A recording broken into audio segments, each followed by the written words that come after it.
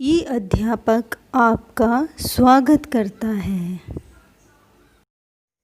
नमस्कार प्यारे बच्चों, तो आज मैं लेकर आई हूँ आपकी पाठ्य पुस्तक बाल महाभारत का अध्याय 8 कर्ण। इस लेसन को शुरू करने से पहले आपसे एक अनुरोध है, प्लीज़ मेरे चैनल को सब्सक्राइब करें और अगर आप देख रहे हैं तो प्लीज़ एक कमेंट ज़रूर लिखें, जिससे मुझे बहुत अच्छा लगेगा। तो आइए शुरू करते हैं। कर्ण। पांडवों के पहले कृपाचार्य से और बाद में द्रोणाचार्य से अस्त्र शस्त्र की शिक्षा पाई। अस्त्र शस्त्र में जो वेपन्स उन्होंने चलाने सीखे वो इन दोनों से सीखे। उनको जब विद्या में काफ़ी निपुणता प्राप्त हो गई तो एक बारी समारोह किया गया जिसमें अपने कौशल का प्रदर्शन किया। तो उनके जब ये सब जो उनकी एजुकेशन थी वो ख़त्म हो गई, उसके बाद उन्होंने एक बड़ा सा इवेंट किया। सारे नगरवासी इस समारोह को देखने आए। तरह तरह के खेल हुए। हर एक राजकुमार यही चाहता था कि सबसे बढ़कर निकले। आपस में प्रतिस्पर्धा बड़े जोरों पर थी। प्रतिस्पर्धा में इस कंपटीशन, परंतु तीर चलाने में पांडुपुत्र अर्जुन का कोई सानी नहीं था। मीन्स अनबीटेबल था अर्जुन। अर्जुन ने धनुविद्या में कमाल का खेल दिखाया। उसकी अद्भुत चतुरता को देखकर सभी दर्शक और राजवंश के उपस्थित सभी लोग दंग रह गए। यह देखकर दुर्योधन का मन ईर्ष्या से जलने लगा। अभी खेल हो ही रहा था कि इतने में रंगभूमि में के द्वार पर एक खम ठोकता हुआ रोबीला और तेजस्वी युवक मस्तानी चाल से आकर अर्जुन के सामने खड़ा हो गया। यह युवक और कोई नहीं, अधिरथ द्वारा पोषित कुंती पुत्र कर्ण ही था। लेकिन उसके कुंती पुत्र होने की बात किसी को मालूम न थी। तो क्या हुआ, जो कर्ण है वो आ गया अर्जुन के सामने और अधिरथ जो है वो उसके पिता का नाम है, जो एक सारथी हैं। रंगभूमि में आते ही उसने अर्जुन को ललकारा। ललकारना मीन्स जोर से उसको बुलाते हैं। अर्जुन को जो भी करतब तुमने यहाँ दिखाए हैं उनसे बढ़कर कौशल मैं दिखा सकता हूँ। क्या तुम इसके लिए तैयार हो? इस चुनौती को सुनकर दर्शक मंडली में बड़ी खलबली मच गई, पर ईर्ष्या की आग से जलने वाले दुर्योधन को बड़ी राहत मिली। दुर्योधन जो है वो पांडव पुत्रों से जलता था, तो उसे अच्छा लगा कि किसी ने आकर उन्हें चुनौती दी।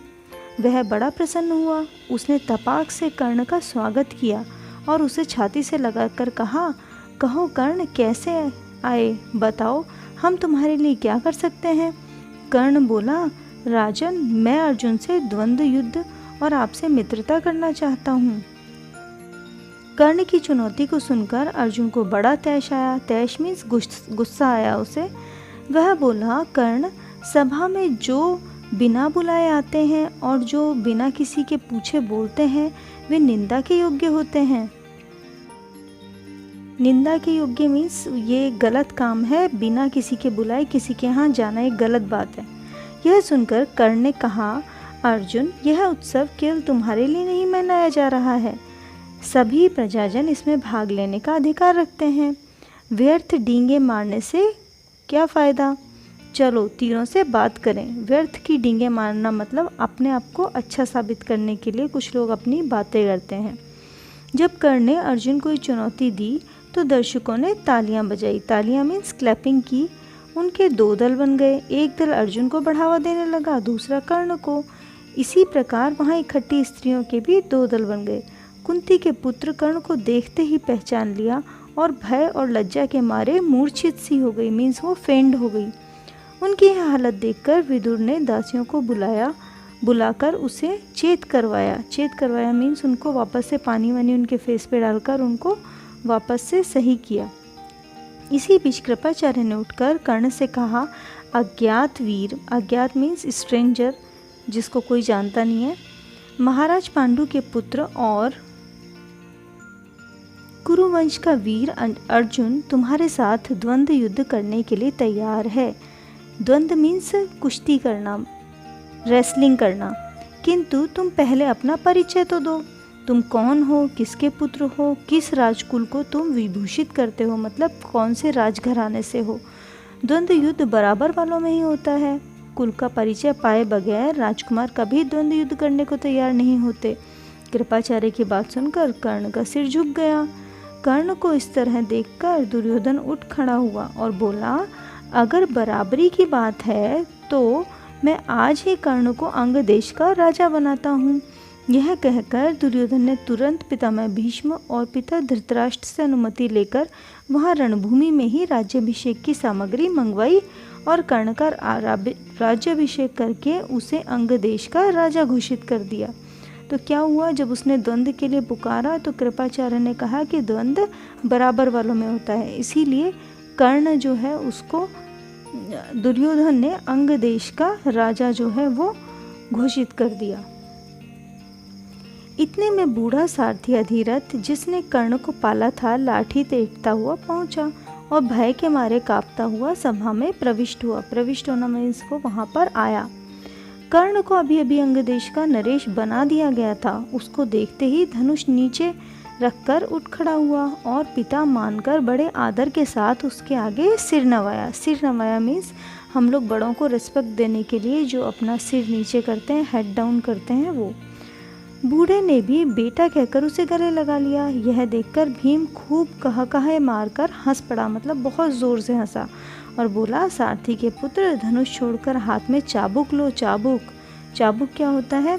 जो एनिमल्स होते हैं उनको आगे बढ़ाने के लिए कोई लोग स्टिक यूज़ करते हैं, कुछ लोग जो है चाबुक यूज़ करते हैं। वही तुम्हें शोभा देगा। तुम भला कब से अर्जुन के साथ द्वंद्व युद्ध करने के योग्य हो गए? यह सब देखकर सभा में खलबली मच गई। इस समय सूरज डूब रहा था, इस कारण सभा विसर्जित हो गई मतलब सभा खत्म हो गई। मशालों और दीपकों की रोशनी में दर्शक वृंद अपनी अपनी पसंद के अनुसार अर्जुन, कर्ण और दुर्योधन की जय बोलते जाते थे। इस घटना के बहुत समय बाद एक बार इंद्र बूढ़े ब्राह्मण के वेश में अंग नरेश कर्ण के पास आए और उनके जन्मजात कवच और कुंडल की भिक्षा मांगी। इंद्र को डर था कि भावी युद्ध में कर्ण की शक्ति से अर्जुन पर विपत्ति आ सकती है। इस कारण कर्ण की ताकत कम करने की इच्छा से उन्होंने उससे यह भिक्षा मांगी थी। तो इंद्र ने क्यों भिक्षा मांगी? क्योंकि इंद्र के ही वरदान से अर्जुन जो है उसकी उत्पत्ति हुई थी। तो इस तरह से अर्जुन का पिता कौन था? इंद्र था, इसलिए उसने ये सब किया। कर्ण को सूर्यदेव ने पहले ही सचेत कर दिया था कि उसे धोखा देने के लिए इंद्र ऐसी चाल चलने वाला है, परंतु कर्ण इतना दानी था कि किसी से कुछ मांगने पर वह मना नहीं कर सकता था। इस कारण यह जानते हुए भी कि भिखारी के वेश में इंद्र धोखा कर रहे हैं, कर्ण ने अपने जन्मजात कवच कुंडल निकालकर भिक्षा में दे दिए। तो क्या हुआ? कर्ण का जो पिता है वो सूर्य है। सूर्य से आराधना करके कुंती ने कर्ण को पाया था। उसी तरह से इंद्र से आराधना करके कुंती ने अर्जुन को पाया था। इस अद्भुत दानवीरता को देखकर इंद्र चकित रह गए। कर्ण की प्रशंसा करते हुए बोले, कर्ण, तुमसे मैं बहुत प्रसन्न हूँ। तुम जो भी वरदान चाहो मांग लो। कर्ण ने देवराज से कहा, आप प्रसन्न हैं तो शत्रुओं को संहार करने वाला अपना शक्ति नामक शस्त्र मुझे प्रदान करें। बड़ी प्रसन्नता के साथ अपना वह शस्त्र कर्ण को देते हुए देवराज ने कहा, युद्ध में तुम जिस किसी को लक्ष्य करके इसका प्रयोग करोगे वह अवश्य मारा जाएगा, परंतु एक ही बार तुम इसका प्रयोग कर सकोगे। तुम्हारे शत्रु को मारने के बाद यह वापस मेरे पास आ जाएगा। इतना कहकर इंद्र चले गए। एक बार कर्ण को परशुराम जी से ब्रह्मास्त्र सीखने की इच्छा हुई, इसलिए वह ब्राह्मण के वेश में परशुराम के पास गया और प्रार्थना की कि उसे शिष्य स्वीकार करने की कृपा करें। परशुराम जी ने उसे ब्राह्मण समझकर शिष्य बना लिया। इस प्रकार छल से कर्ण ने ब्रह्मास्त्र चलाना सीखा। तो ये कर्ण के बारे में स्टोरी है, पूरी डिफरेंट बता रहे हैं। जब वो परशुराम के पास गए तो उन्होंने क्या किया। एक दिन परशुराम कर्ण की जांघ पर सिर रखकर सो रहे थे। जांघ मीन्स थाइस पर। इतने में काला भौरा कर्ण की जांघ के नीचे घुस गया और काटने लगा। कीड़े के काटने से कर्ण को बहुत पीड़ा हुई और जांघ से लहू की धारा बहने लगी। तो वो एक इंसेक्ट था जिसने उसे कट किया। तो क्या हुआ, वो लहू मीन्स ब्लड आने लगा। पर कर्ण ने इस भय को कहीं गुरुदेव जी की नींद न खुल जाए, जांघ को ज़रा भी हिलाया डुलाया नहीं। जब खून से परशुराम की देह भीगने लगी, मीन्स उनके परशुराम जी सोए हुए थे, उनके शरीर तक ब्लड पहुंच गया, तो उन्हें गीला गीला लगा, उन्हें वेट लगा, तो उनकी नींद खुल गई। उन्होंने देखा कि कर्ण की जांघ से खून बह रहा है। यह देखकर परशुराम बोले, बेटा सच बताओ, तुम कौन हो? तब कर्ण असली बात न छिपा सका। उसने स्वीकार कर लिया कि वह ब्राह्मण नहीं बल्कि सूत पुत्र है। यह जानकर परशुराम को बड़ा क्रोध आया। क्रोध मीन्स वो बहुत एंग्री हुए। अतः उन्होंने उसी घड़ी कर्ण को श्राप देते हुए कहा, चूँकि तुमने अपने गुरु को धोखा दिया है, इसलिए जो विद्या तुमने मुझसे सीखी है वह अंत समय में तुम्हारे किसी काम ना आएगी। ऐन वक्त पर तुम उसे भूल जाओगे। मीन्स जब तुम्हें वो चाहिए होगी तब तुम्हें वो काम नहीं आएगी, और रण क्षेत्र में तुम्हारे रथ का पहिया पृथ्वी में घुस जाएगा। रथ मीन्स उसका जो चैरेट है, वो उसका एक जो व्हील है वो पृथ्वी में यानी अर्थ के अंदर चला जाएगा। परशुराम जी का यह श्राप झूठा न हुआ। जीवन भर कर्ण को उनकी सिखाई हुई ब्रह्मास्त्र विद्या याद रही, पर कुरुक्षेत्र के मैदान में अर्जुन से युद्ध करते समय कर्ण को वह याद न रही। दुर्योधन के घनिष्ठ मित्र कर्ण ने अंत समय तक आहत हो जाने के बाद दुर्योधन ने कर्ण को ही कौरव सेना का सेनापति बनाया। आहत होना मीन्स इंजर्ड होना। कर्ण ने 2 दिन तक अद्भुत कुशलता के साथ युद्ध का संचालन किया। मीन्स उसने सेनापति बनकर युद्ध को किया।